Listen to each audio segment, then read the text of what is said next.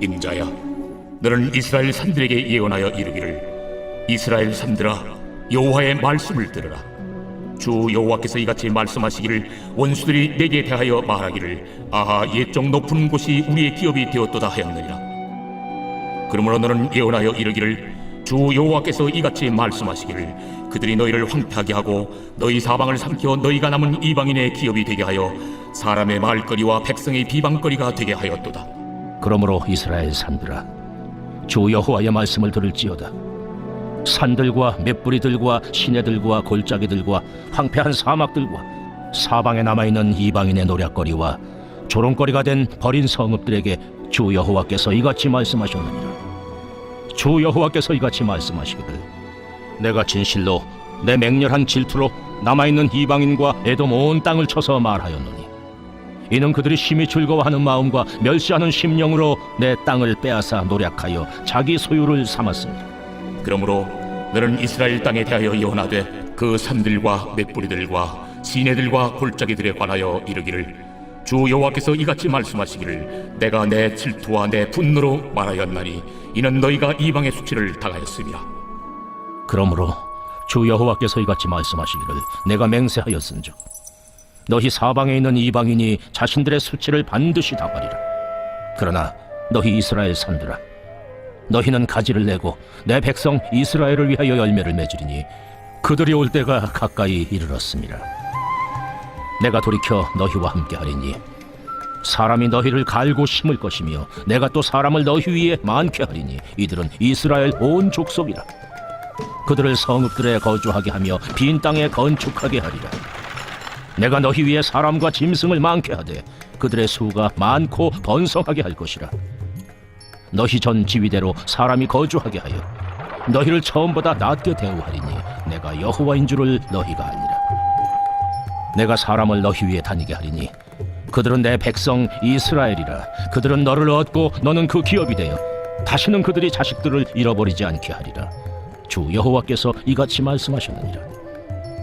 그들이 너희에게 이르기를, 너는 사람을 삼키는 자요 내 나라 백성을 제거한 자라 하거니와, 내가 다시는 사람을 삼키지 아니하며 다시는 내 나라 백성을 제거하지 아니하리라.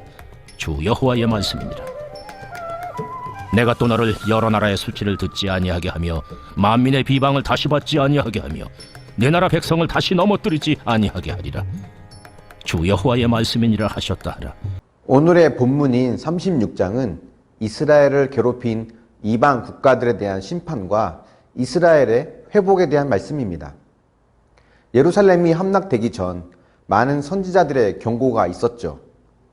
그들은 이스라엘에게 망하지 않게 조심해라, 돌이키고 회개하라고 외쳤습니다. 끝내 돌이키지 않았던 이스라엘은 하나님의 말씀대로 패망합니다. 그렇다면 하나님 말씀대로 망했으니까 이제 더 이상 해줄 말씀이 없으실까요? 그렇지 않습니다. 하나님의 뜻은 망하는 것에 있지 않습니다. 하나님은 다른 내용의 말씀으로 여전히 그들을 찾아오십니다. 전에는 그들에게 망할 것이다, 조심해라, 회개하라 이렇게 하셨던 말씀이 이제는 하나님은 너희를 버리지 않으셨다, 너희를 회복시킬 것이다 라는 말씀으로 바뀐 거죠. 이처럼 하나님은 때마다 말씀하여 주시고 찾아와 주십니다. 우리가 매일 묵상하며 말씀에 귀를 기울이는 이유가 여기에 있죠. 때론 경고의 말씀을, 때론 회복의 말씀을 주시는데, 중요한 것은 우리가 그때마다 주시는 말씀에 귀를 기울이고 들을 준비가 되어 있어야 하는 것입니다. 여러분은 하나님께서 주시는 말씀을 들을 준비가 되셨습니까? 하나님께서 침묵하시는 것이 아니라 내가 들을 준비가 되지 않은 것 아닐까요? 그리고 오늘 말씀에서 하나님은 이방인들에 대한 심판을 또 말씀하시죠. 하나님께서 그들을 이스라엘을 심판하시는 도구로 사용하셨지만 그들은 이스라엘을 괴롭히고 멸망시키기를 즐거워하고 또 이스라엘을 멸시하는 마음으로 행했습니다. 그렇게 그들의 땅을 빼앗고 괴롭혔음을 하나님은 아시고 그들의 악을 지적하시는 겁니다. 그리고 그런 이방인들의 죄를 반드시 심판하실 것이라고 말씀하십니다. 그러니까 이스라엘이 패망하는 것, 그리고 후에 이스라엘을 괴롭혔던 나라들이 망하거나 약해지는 것, 이 모든 것이 겉으로 보기에는 당시 국제 정세에 의해서 나라가 흥하거나 망하는 것으로 보여지기도 합니다. 하지만 그것이 하나님께서 다스리시고 통치하시는 것으로 되어지는 것을 기억해야 합니다. 오늘 말씀대로 하나님께서 심판하시고 구원하시는 사건을 통해 국가가 망하기도 하고 흥하기도 하는 것이죠. 마찬가지입니다. 우리 삶에도 때론 흥하거나 망하는 사건이 생기죠. 우리 삶의 어떤 부분은 우연한 사건을 통해 되어진 것처럼 보여지기도 합니다. 하지만 우리는 그런 것조차도 믿음의 눈으로 볼 수 있어야 합니다. 그래야 망하는 사건이 왔을 때도 혹은 흥하는 사건이 왔을 때도 그것이 하나님으로부터 왔음을 인정하고 그 속에서 내가 깨달아야 할 것이 무엇인지를 묵상하게 됩니다. 믿음의 눈으로 본다고 하는 것은 모든 일이 하나님으로부터 비롯되었다는 것을 인정하는 것을 말합니다. 저와 여러분의 삶에서 때론 이해되지 않는 시간을, 그런 사건을 만나게 될 때 그것이 하나님으로부터 왔음을 인정할 수 있길 바랍니다. 또 그 속에서 내가 들어야 할 말씀은 무엇인지, 회개해야 할 죄는 무엇인지를 깨달을 수 있길 바랍니다. 그것을 깨닫고 돌이키는 것이 신앙의 지혜입니다. 더 큰 재앙을 당하지 않도록 하나님은 경고의 사건으로 찾아오시는 것임을 깨달을 수 있길 바랍니다. 하나님은 경고의 사건만 주시는 것이 아니죠. 회복의 말씀과 사건도 허락해 주십니다. 오늘 본문에 보면 이스라엘 백성들에게 이전보다 더 낫게 대우해 주시겠다고 약속하십니다. 지금의 고난은 결국 하나님의 회복을 위한 준비 단계라는 것을 기억해야 합니다.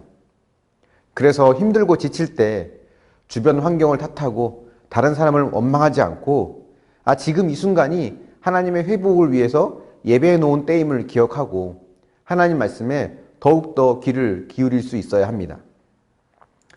그런 믿음으로 하나님 보시기에 복되고 아름다운 믿음의 삶을 살아갈 수 있길 바랍니다. 묵상해 보십시오. 때마다 주시는 말씀을 듣기 위해 말씀을 가까이 하고 있습니까? 들을 준비가 되지 않아서 듣지 못하고 있는 건 아닐까요? 망하는 사건에서도 또 흥하는 사건에서도 하나님께서 주실 소망 또는 하나님께서 주시는 경고의 말씀을 잘 듣고 있습니까? 기도하겠습니다.